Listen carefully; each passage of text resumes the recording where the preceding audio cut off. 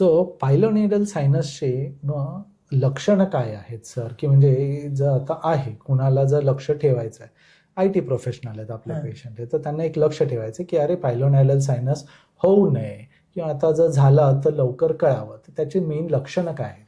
पायलोनेरल सायनसमध्ये असं वेगळं प्रेझेंटेशन म्हणजे त्याच्या स्टेजवरती प्रेझेंटेशन असतो. जर ॲब्सेस असेल तर त्याला ताप येणं, तिथं दुखणं, बेंड सारखं होणं, आणि जसं म्हटलं जीप ड्रायव्हर डिसीज, बसू न देणं, बसायला खूप वेदना होत राहतात. म्हणूनच मॅक्सिमम टाइम पेशंट येतात.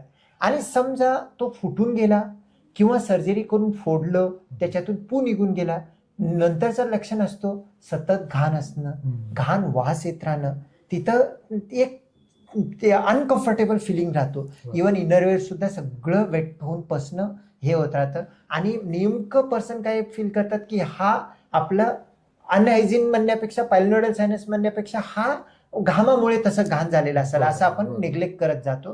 पण हे प्रेझेंटेशन ॲक्यूटमध्ये पेन वगैरे घेऊन येतं, क्रोनिकमध्ये डिस्चार्ज आणि अनकम्फर्टेबल फिलिंग. बरं, ती पोकळी तिथे जोपर्यंत आहे तोपर्यंत ते काही ना काही अनकम्फर्टेबल फिलिंग देत राहतं.